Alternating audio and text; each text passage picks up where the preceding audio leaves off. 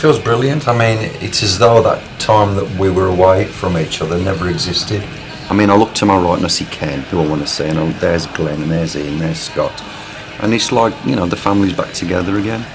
From the moment that we actually started running through the set list in the studio where we've just been recording a new record, it just ran so smoothly. We had a meeting about a year ago, I think it was about a year ago, at Rob's house to discuss the box set. And by the end of the afternoon, we decided to reunite. Nobody really knows why the subject was broached, and we obviously all felt the time was right. We all felt that if we didn't do it now, we never would. I think deep down, always knew it was inevitable. It was a fantastic feeling from all of us, you know. Relief, emotional. I remember driving home and thinking, "Oh, great, we're all back together again." You know, I felt it's the same way too. It's that simple. There's no. Yeah, I mean, after we'd said we're going to do it, literally minutes later, everybody said, "Okay, we'll see you then. We'll stay in touch, and we'll, you know, first thing we'll do is we'll get together to start writing the new material." That was it, and then everybody left, and I'm sitting in the kitchen, thinking, "Oh my God, I'm back in the band. We've reunited. The world has no idea what's just taken place here, you know." And it was a very, very powerful thing, but it was terribly British. I mean, it's such a British way of doing it, you know. Having a cup of tea, shall we get back together? Yeah, all right, then see you later. The familiarity, and obviously of the voice and the presence of just being back in the band. It just comes all flooding back, and it's pretty apparent, really. People are turning out in their droves to come and see us, so it's got to be that, hasn't it? It's got to be about just the combination, the formula being back together to bring back the memories. I take responsibility for what happened, you know, but fortunately we can look back at that now and say it's water under the bridge, and we're just back together, and we're excited about this reunion, the new record that we've got coming, and, you know, just getting out and doing all the great things we love to do. Having Rob sing it again, it was how it was always meant to sound, how it was always meant to be, and it was great to hear it like that all over again. It was wonderful. Rob is the voice of Judas Priest, and from a fan myself, you know, when you listen to the old CDs, the old records, that's what you hear, and that's what you expect to hear. So when we did get back together and start playing the classics, you know, Metal Gods and things like that, it was really great, you know, to hear the songs as you remember listening to them. We take it too much for granted,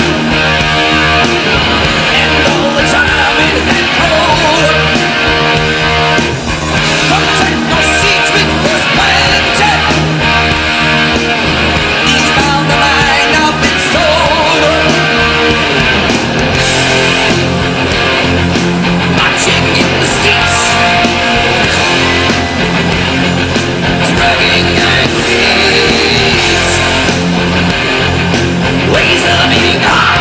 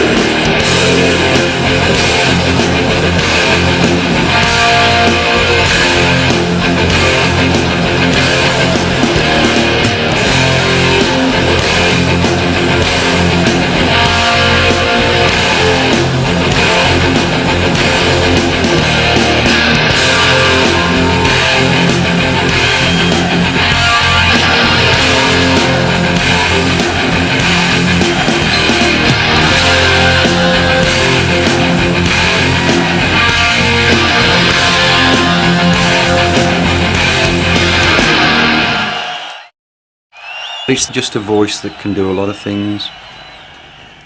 Well, it's two things really. I can't say it's just one. I think it's the performance aspect on stage, which I take a lot of pride in doing. I think I've carved out a niche for myself, you know. Especially when you see tribute bands and you look at them and you go, "Do what are that?" But it's the voice, and that's a blessing really, that I can do a lot of different things with my voice that some metal singers can't. So I think I bring an interesting aspect to the band's repertoire as a singer. I don't all sing in one key, one tone, one register. I'm able to kind of take it off into different places.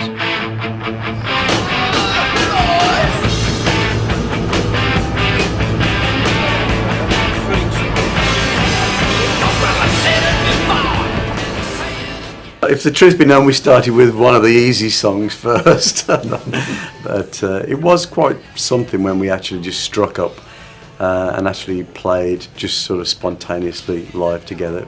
It was a good feeling, and it sounded pretty good.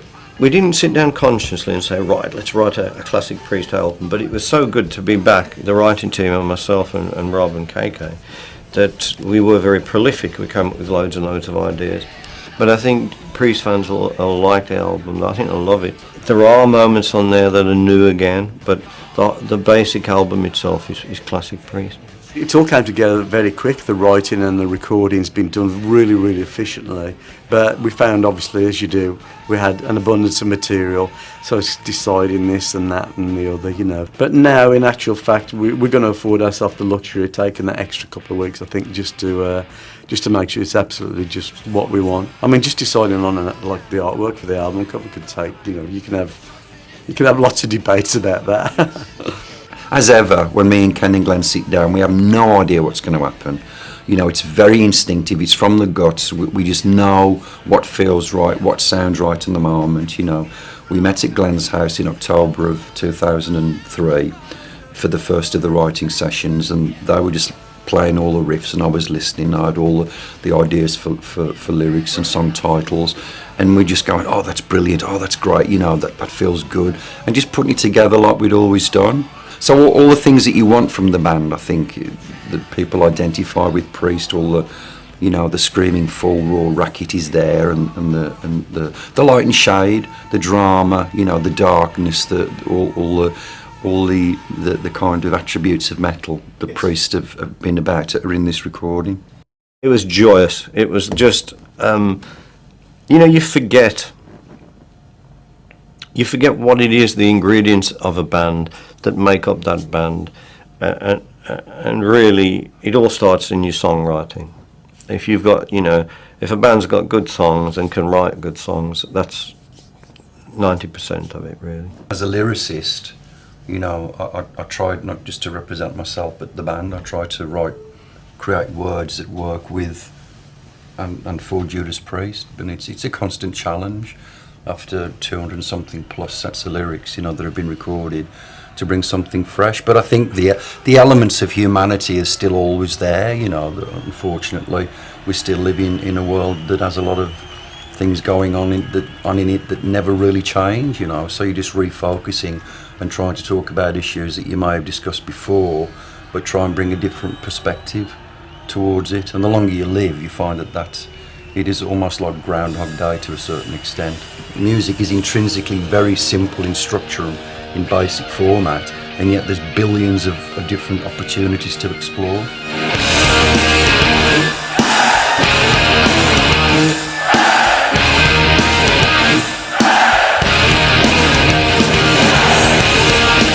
Mesmerized slowly till I can't believe my eyes. Ecstasy controls me. What you give just serves me right.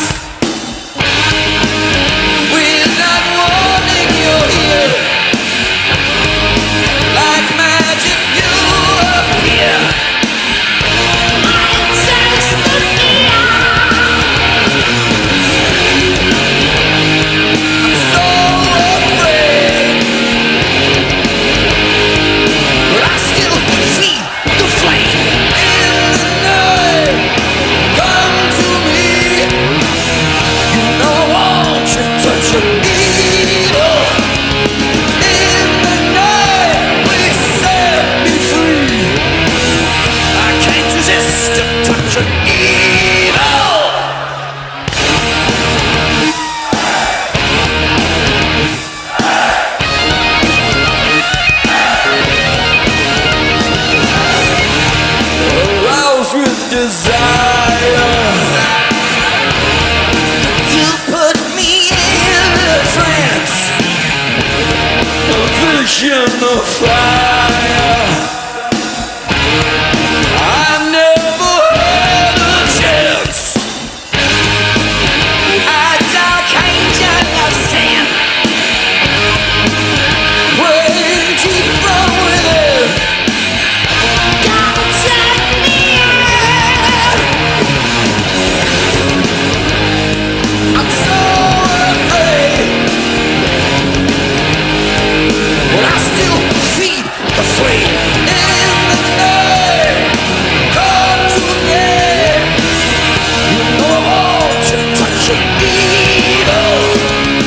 In the night, please set me free. I can't resist your touch of evil.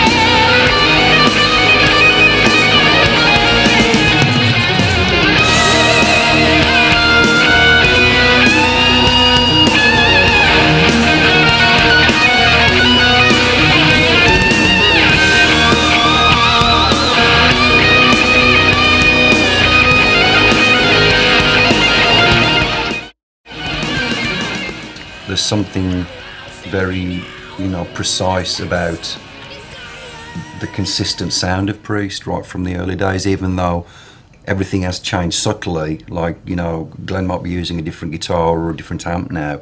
It's still his sound. It's still Ken's lead sound, Ian's bass. All of these things carry you through. So whenever you hear a Priest song, wherever you are in the world, it's like, oh, that's Judas Priest. We're proud of our past and the heritage that we represent and the tradition of British metal especially. We're able to carry all of that with us, including what we're doing now, what we're creating for this moment in time. All those years ago when we first started, to be in a situation now where we can actually say definitively that Priest has been an influence, and we know that because so many people actually say, then really it's a great reason to not just accept that, but also to carry on, and just take everything just that step further. And as long as people still refer to us as the godfathers and not the grandfathers, we'll keep the wheels rolling. The young music fans of today, I think they want to latch on and listen, rediscover almost, bands that have a lot of heritage and a lot of great quality music. I mean, again, it may make me sound a bit dated, but I think some of the best music is the older stuff, but that's just my opinion. But I think there's a lot of music fans today, much younger than me, that also share that thought, and they want to, like I said, rediscover the music, that was written, whether it be 2 years ago or 10 years ago. And you don't just change overnight, It's subtle. It takes the learning grounds, the little pubs you play in the early days. It's an evolving process. It just doesn't happen overnight. I can't really remember a defining moment when I changed from playing blues to progressive blues to heavy metal. It's just, it's a slow thing really. That takes years. I think the fact that we released British Steel with a razor blade, which we thought at the time was kind of a cool moment, because that's when the punk element was somewhat thriving, but it was on a crash course, It was less about the music, more about the fashion and the statement of social rebellion. And just a couple of bands really had something significant to say, whether it was The Clash or whoever. the rest of it just, did that crash and burn syndrome. So we never felt threatened. I mean, it was kind of amusing to see the recording industry thinking, oh, this is the big new world, and we know, what are you talking about? And we felt a little bit slighted because we were in a growth pattern at that point, and we didn't quite know what to expect. All the magazines, the newspapers literally turned their back on metal, but we knew it wouldn't last. And it was, soon the phone was ringing, can we have an interview, can we have a photo shoot? Yeah. Somebody said the other night, actually, Sabbath were heavy, but Priest are metal. I quite like that. That was pretty good. So whatever we had to do with inventing heavy metal music, we're very proud to be a part of that. It's a genre of music now that is here to stay, whether it's blues, jazz, fusion, classic, pop, whatever it is. Heavy metal is a part of that, and heavy metal will never be extinguished.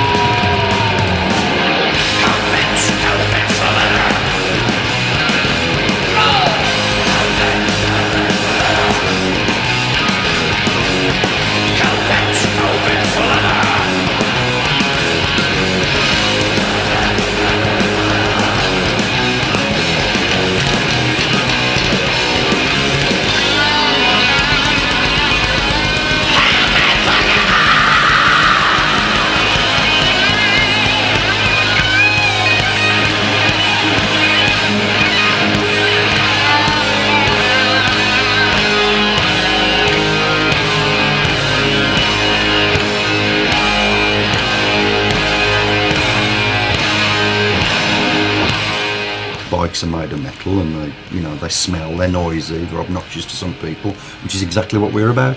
So it's perfect, but it's become part of the tradition again of the band, the Harley Davidson especially, and that's a special moment when that bike comes out on stage. That time when Rob made his entrance on the bike, it was so much dry ice and smoke and pyrotechnics that the actual centre of the stage got stuck. It didn't go up all the way. Of course, Rob went down on the ramp on the bike, and so lucky it actually just caught the top of his head. It could literally have killed him, and he knocked him off. So we started the number not knowing what had gone on because there was so much dry ice and smoke until I stepped on Rob. I just stepped on him. I thought, what's this? On the stage, you know, some priest prop or something. And it was Rob, and he was stunned. So we played the first song, which I'm not sure whether it was Electric Eye or without him. And anyway, true to professional form, he rallied round and joined us on stage in the second number. At the time, you're taking it dead serious, you know, which is what we still do now, of course. I mean, as far as performing and everything else, it's still done with a real intent. But I think that, you know, when you look back at the past, you can kind of smile at those incidents a little bit more. Yeah, we were very serious about what we did, you know. We were very, very serious, you know. But I think I was talking to Rob. Not now, though. It's all changed. You got to laugh, haven't you? You got to laugh. You got to keep your chin up.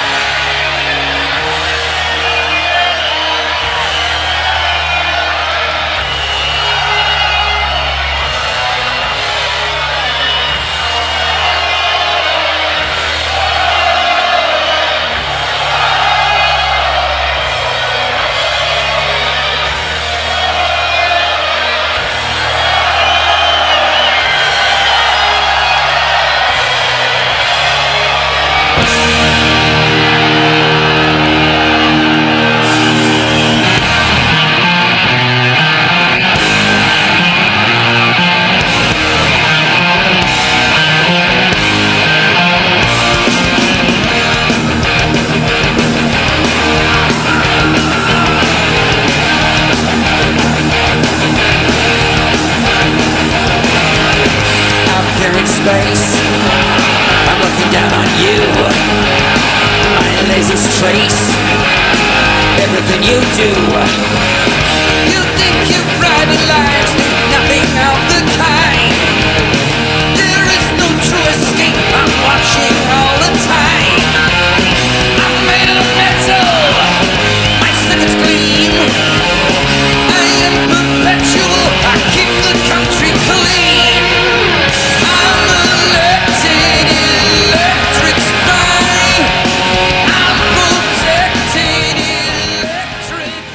Those first few moments of any band's appearance are absolutely vital. You can blow it if you don't have it under control. The transition between Hellion, which is a focus of the show has started, to the beginning with Electric Eye, which is this wonderful statement, you know, and then connecting onto Metal Gods. I mean, it's just absolutely thrilling, you know. I mean, I get buzz just doing that first portion of the show. So I've no idea what's going through the fans' minds.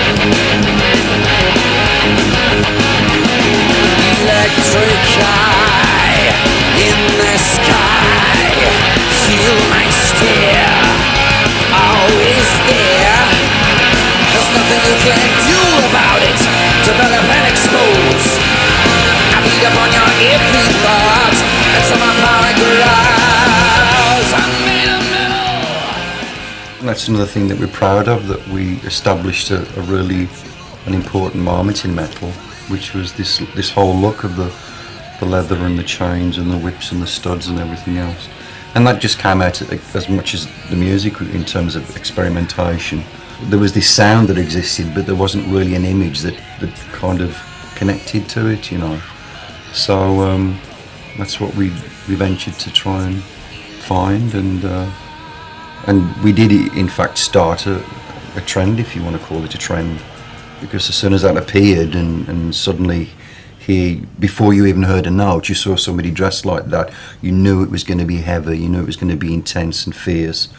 And it wasn't long after Priest started to create that moment that a lot of other bands picked up on that same imagery. I shan't tell you where the material came from, my blue velvet trousers. But a lot of pilfering and stuff going on, lots of things, you know. But I can't tell you the details, but it was all true. How about the gold boots? They were good, wasn't they? Each time we go out, we look to do something that's visually stunning, you know. We think about how we're going to look, and we work with designers that know something of the band and work together to create something special for each tour.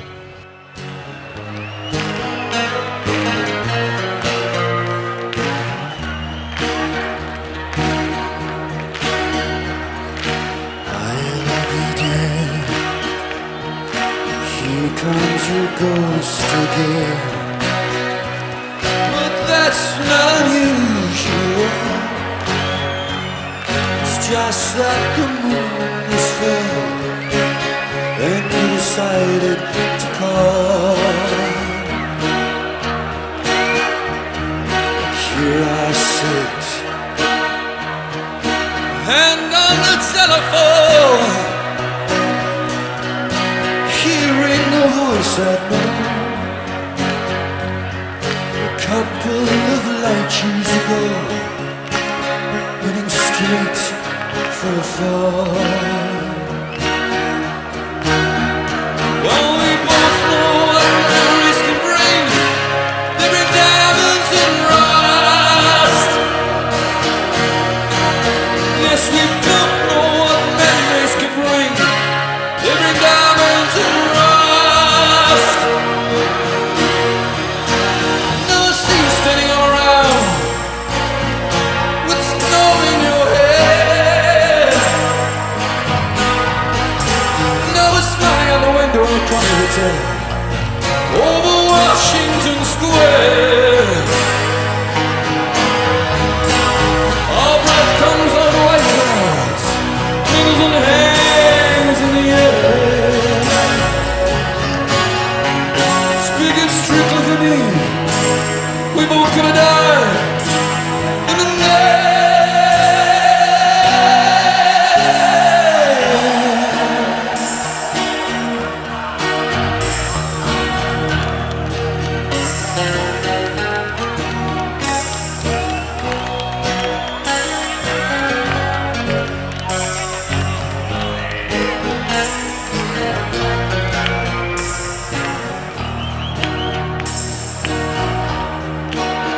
Now you're telling me you're not nostalgic, then give me another word for it. You who's so good with us and keeping things right, and keeping things right. It was suggested to us in the early days, and we did a cover of Diamonds and Rust. We rocked it up, and basically it's turned full circle now, and we do an acoustic version of it back on stage, more along the lines of the original version, which was done by Joan Baez. So it's turned full circle, and it's quite an emotional moment now, and everybody sings along with it, and they know all the words. They sing along with all our songs now.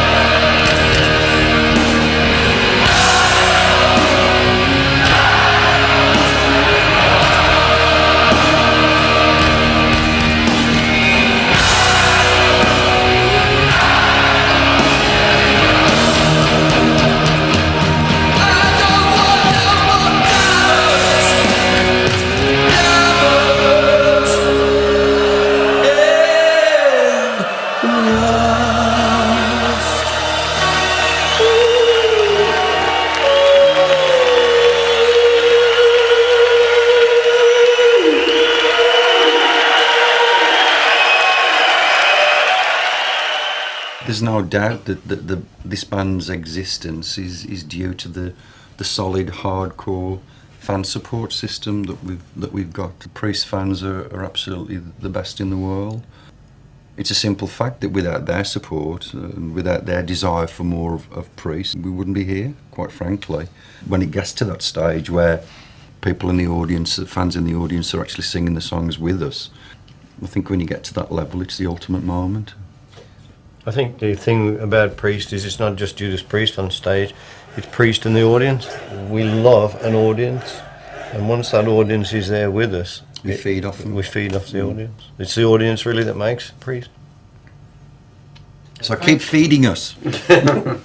It was one of those songs that had to be written, and it had to be written by Judas Priest, because that really sums up what rock and roll is all about, you know, living after midnight, you know, in the rock and roll parties, you know, after the show or whatever it means to anybody, but to us, you know, getting together. And often it is after midnight when we're actually at the show, singing and playing the songs, you know. But yeah, it's a good time party song. It's never the same. Living After Midnight is never identical. There's always little nuances that are different. That's the human aspect of rock and roll, which is thrilling, you know. It's alive for that special moment in time, and it'll never be the same again.